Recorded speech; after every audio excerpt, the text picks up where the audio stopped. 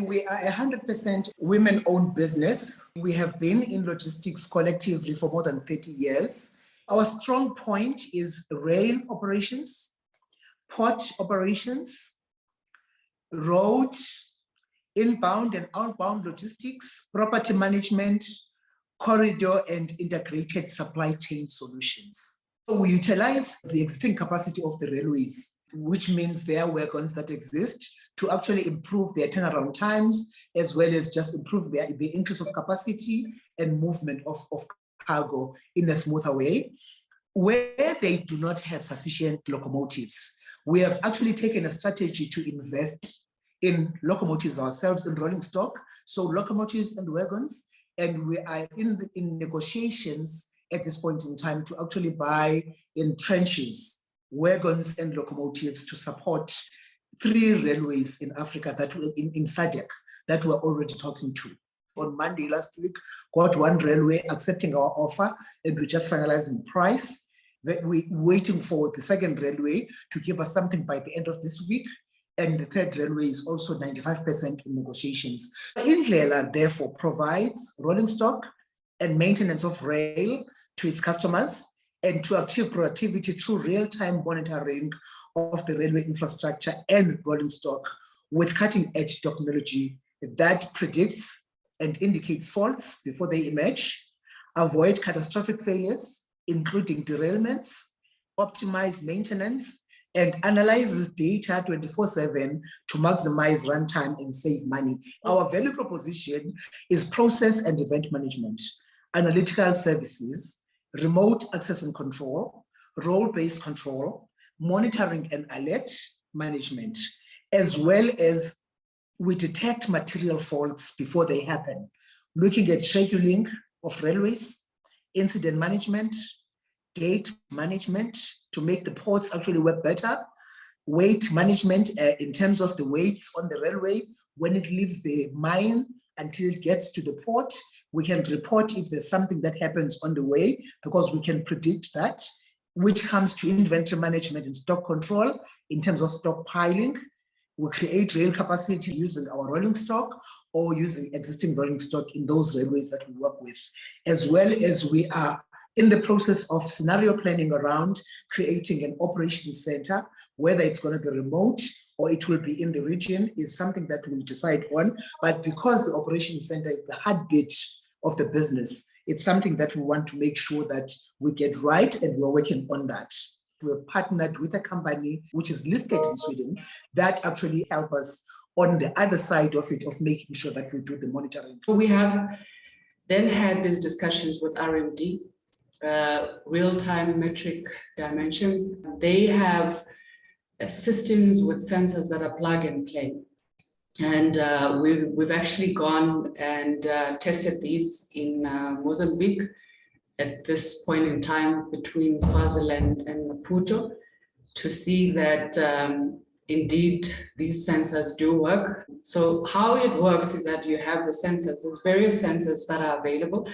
There's a sensor that sits on the wagons, there are sensors that sit on the wheels themselves to be able to let you know if the wheel is flat, so what we call wheel flats. There are sensors on the locomotives, and there's also sensors that talk to the weight.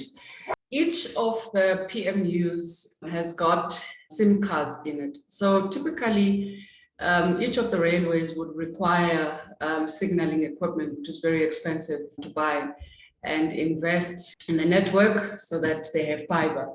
So with these SIM cards, you're able to get information from each wagon to be able to measure the weight, to be able to measure how fast the train is moving or each of the wagons are moving. You're able to pick up on wheel flats if there's any infrastructure problems, and be able to plan to be able to pull out these wagons in advance and prevent any derailments if there are any challenges with the train itself. But I think what's most important beyond just measuring whether the train is moving on time is also being able to look at the driver behavior that we have. And the reason why we wanted to have the system for us is that Our execution is important in terms of the business case and our ability to fund these resources that we will be deploying and assisting the different railways. And now we have a tool to be able to measure and call it measure, but really have an oversight in terms of how our resources are working. Because if we have resources, but they're not working, it means that we're not making enough money. But it means that if we then provide a solution in the analysis, in the diagnosis that we've made, we're able to also see and monitor that that solution that we're proposing is actually working, and come with interventions during the execution of the train as opposed to after the execution of the trains. We are based in Johannesburg in Sandton City. We have offices on the west wing of the Sandton City. Our core business is in logistics. And whilst we're looking at logistics, we have a specific focus on our phase one on rail. But we are looking from pit to port, and therefore we will be looking into how the tracking system connects with the railways to connect to the port. That is the idea around the side of logistics of our business. And what is the expertise of the listed Swedish company that you're partnering with? We then found a company in Sweden, RMD, and what their expertise are, they actually produce the sensors that actually predict. So number one, they give us real-time information. Number two, they predict the problems on the railway as they move. And they actually give you driver behavior, they improve turnaround time, they give you reporting dashboards. So when we looked at these sensors, and they are plug and play, so you don't have to do much to them. You just magnet them into the train, and then they actually get the information out. And we also had to get connectivity for them so that then we can get real-time information that comes from SIM cards that we got as part of a pilot that we are running at the moment with them, as well as Vodacom. And what are performance management units, or PMUS units? And how can the technology they provide help logistics in our Southern African Development Community region? I think the key driver is to improve turnaround time, is to give customer satisfaction, and to make sure that the customers can get their cargo from pit to port at the right time, in the right plan, so that we can just improve the logistics themselves. And which railways in our SADC region stand to benefit from Ndlela's offerings? At this point in time, we have approached 3 railways in SADC.